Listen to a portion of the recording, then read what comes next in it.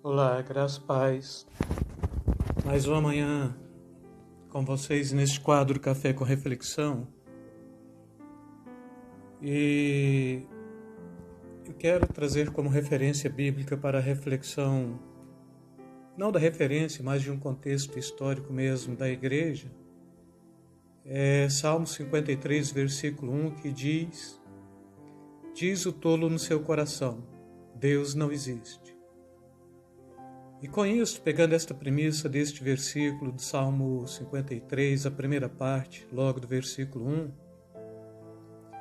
a gente vai pegar um conceito histórico da igreja que se pode dividir em três partes bem distintas, que nós chamamos de pré-modernidade, modernidade e pós-modernidade. E em relação à igreja, quando se fala de pré-modernidade ou então Idade Média, a Idade Média ela tem o seu apogeu mesmo, ela tem o seu início, século V da era cristã, com a queda do Império Romano. E com esta queda do Império Romano, então, o Império Romano cai, mas a igreja imperial se constitui.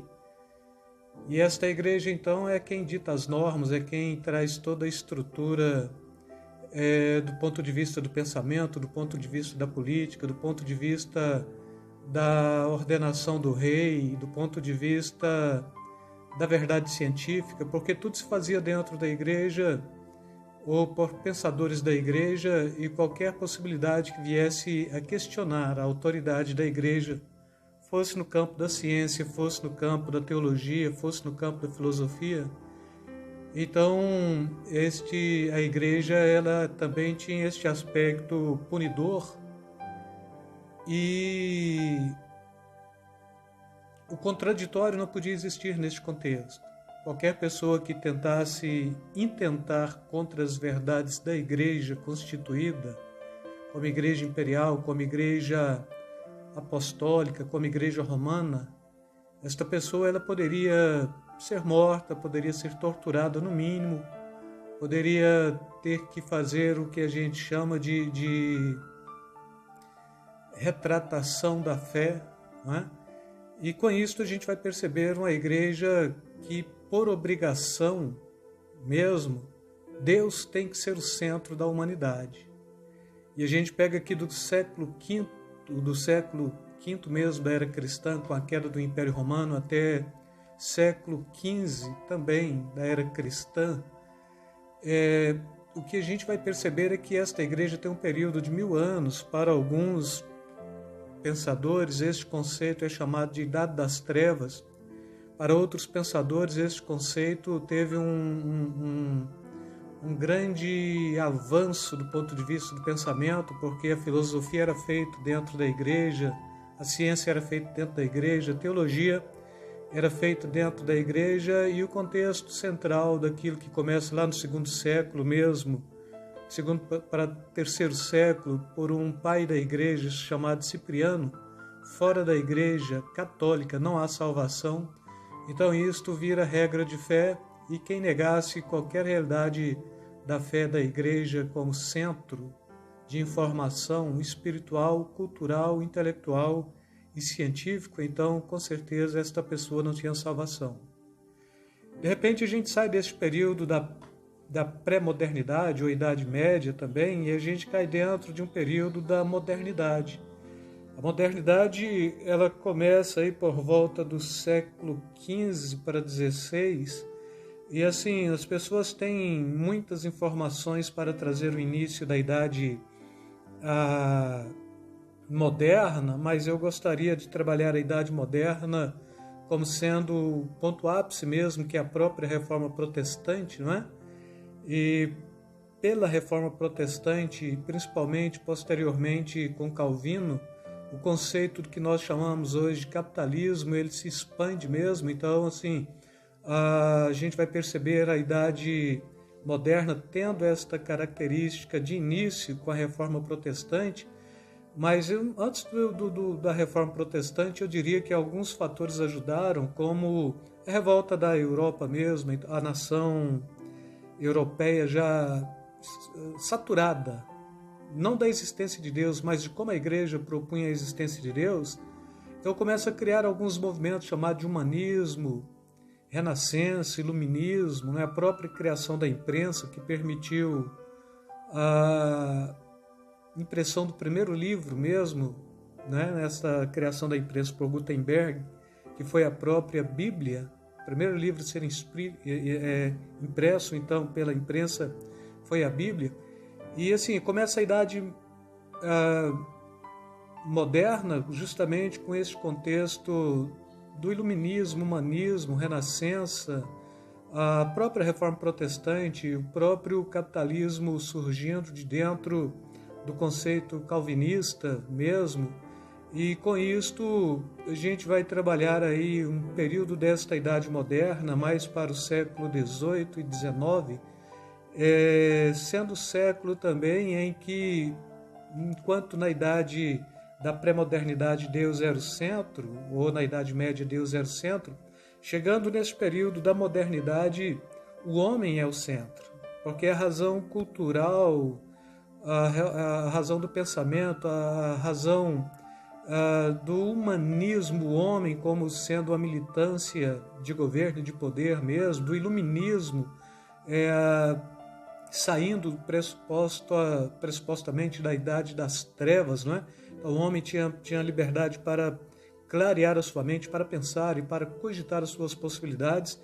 Quando chega no auge mesmo desse período da Idade Moderna, a gente cai dentro de uma contradição muito forte, eu penso que é a mais complexa deste tempo todo, neste período da Igreja, que descentraliza Deus e centraliza o homem.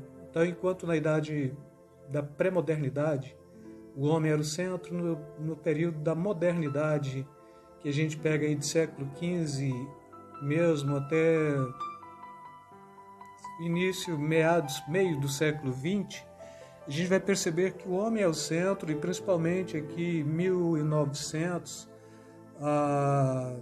século XVIII, no finalzinho mesmo do século XVIII para o XIX, início do século XIX para o século XX, surgem os grandes ateus da história. Ateus não do ponto de vista do cético ou do ponto de vista do agnóstico, ou seja, daquele que não compreendia de Deus e daquele que não tinha a percepção da existência de Deus, mas o ateu como uma forma de militância, pela cultura mesmo. Então a gente vai pegar aqui dentro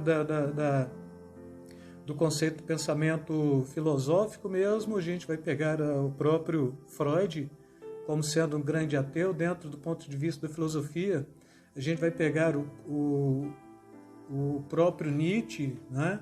Também como sendo um referencial de um grande ateu. A gente vai pegar um outro alemão chamado Heidegger, e assim por diante. A gente vai criando um sistema em que, de fato, na modernidade, o ateu ele prevaleceu. Agora, quando a gente chega em pleno século XX mesmo, irmãos, 1900, início de 1900, meio do século XX, então 1900 e o início, 1914, depois logo no meio também, a gente vai compreender que as grandes catástrofes da humanidade aconteceu justamente porque o homem tornou-se o centro. Por exemplo, a gente vai pegar aqui a Primeira Guerra Mundial, a gente vai pegar a Segunda Guerra Mundial, a gente vai pegar aqui o sistema do comunismo no mundo, pelo conceito mesmo de Karl Marx, outro ateu também muito poderoso na sua proposta. E assim, a gente vai perceber que neste período em que o homem é o centro, foi o período que mais pessoas morreram na humanidade. Mao Tse-tung, para implantar o comunismo na China, e durante o tempo do seu governo ele matou, alguns chegam a propor 70 milhões de pessoas, outros afirmam que ele matou mais de 100 milhões de pessoas. A própria União Soviética, a antiga União Soviética, né, que reuniu-se em 15 repúblicas socialistas mesmo, para tentar implantar o sistema do comunismo, matou mais de 70 milhões de pessoas para implantar este regime, e aí a gente vem com o nazismo, a gente vem com o fascismo, e só que quando a gente começa a chegar no início, no meados do século XX mesmo, findando aí metade do século, ou já entrando aqui quase para o século XXI, quando a gente chega próximo de 1980, 1985, 85 para 89 por aí começa a cair estes sistemas poderosos mesmo. A antiga União Soviética cai, então a Rússia ela teve que abrir mão das repúblicas e fica somente a Rússia. O comunismo ele cai como sistema no mundo também, só permanecendo um sistema que a gente vê aí o tempo todinho se atestando como comunista, mas é totalmente falido, né? Coreia do Norte, Cuba também, um sistema socialista totalmente falida. E dentro deste contexto da modernidade, o homem sai do centro, o Deus sai do centro, o homem entra no centro, e só que com esses dois primeiros períodos, todos dois foram maléficos para a fé cristã genuína como um todo. Por quê?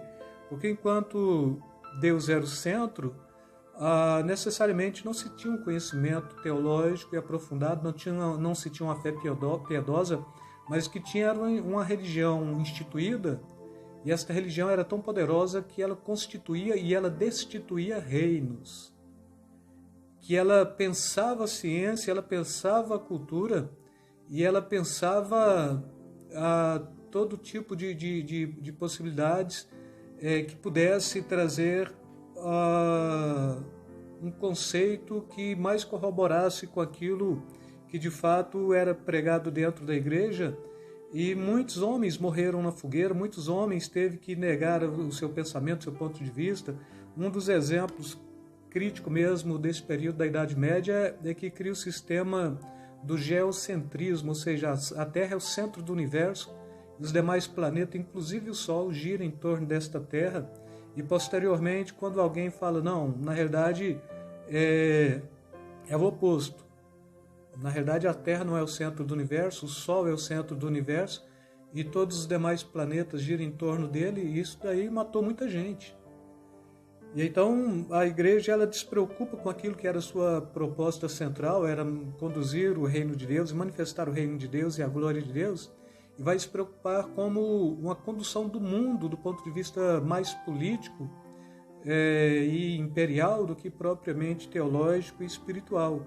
Quando a gente chega nesse período da modernidade, é uma modernidade da negação da existência de Deus. Deus sai do centro, o homem entra no centro, as grandes catástrofes acontecem, e quando a gente sai da modernidade, finalzinho da modernidade, que cai dentro do que nós chamamos de pós-modernidade, por volta de 1985 para cá, não é?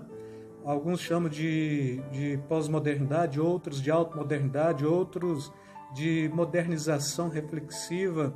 Ainda Zygmunt Bauman, um sociólogo que morreu agora poucos anos atrás, 3, 4 anos atrás, ele traz o conceito de modernidade líquida. Com isto, quando a gente entra em plena pós-modernidade, a gente vai encontrar uma outra contradição. Enquanto lá atrás, na pré-modernidade, Deus era o centro, na modernidade, o homem era o centro, chega na pós-modernidade, que é este período de 1985 para cá, não tem centro. E com isto, o que a igreja é hoje? Ela não é uma igreja que se une dentro de uma mesma bula papal, dentro de um mesmo credo, dentro de uma mesma possibilidade, mas o que se pensa hoje é justamente isto. Não tem centro, porque a gente vai perceber aí o excesso de pessoas que se auto-intitulam apóstolos, não é? E é fácil a gente citar nome de 12, 13, 15, 20, talvez 30 pessoas com esta nomenclatura de apóstolos. E quando a gente remonta isso para a Idade Média mesmo, só tinha um apóstolo, era o Papa, e quem intentasse contra o Papa era morto, apesar que teve um período da história da igreja também que tinha Papa que ele assumia num dia e no outro dia alguém o matava, não é? Mas a questão não é esta, é que hoje nós estamos vivendo um período em que não tem centro, a igreja não tem centro. Na Idade Média, Deus era o centro, na Idade Moderna, o homem era o centro, e na pós-modernidade não tem centro. Com isto, o que eu tenho para falar para vocês é que neste tempo em que não tem centro, significa que é o período mais fértil do ponto de vista espiritual, porque a humanidade ela carece de ouvir uma mensagem que seja espiritual, que seja de fato uma mensagem que aborde a realidade de uma consistência espiritual que possa trazer respostas para aquilo que o humanismo não conseguiu. A gente tem um outro conceito também do Círculo de Viena, um conceito mais voltado para a filosofia também, que eles não conseguiram trazer nenhum tipo de possibilidades. E hoje, por não ter centro, o homem está carente de ouvir do ponto de vista espiritual, com um grande perigo, é que, partindo do ponto de vista espiritual, você vai falar muita besteira e descentralizado da palavra de Deus. Com isto, este período da pós-modernidade ou auto-modernidade, alguns chamam de pós-modernidade, modernidade líquida, não se tendo centro, fica muito fácil você falar do amor de Jesus para todos, para aqueles que carecem, porque a fé é alguma coisa que ainda está latente na alma do homem, mas não se tendo centro também, corre-se o risco de pegar por realidades espirituais muitas coisas que a gente já combateu no passado, antes mesmo de iniciar a Idade Média, com os primeiros pais da igreja e pelos apóstolos também, e que a gente está percebendo como risco de vida para a igreja, risco de saúde espiritual para a vida da igreja. Mas eu quero trazer esta primeira reflexão neste início de semana para que vocês pensem na possibilidade de que, não se tendo centro, o centro está aberto e aquele que melhor usar de estratégia de proveito é que vai vencer neste processo. Com isso, quero deixar um beijo no coração, um beijo na alma. Deus vos abençoe. Pense na possibilidade da existência de Deus e proclame este Deus para os povos. E com isto, eu quero me despedir de vocês.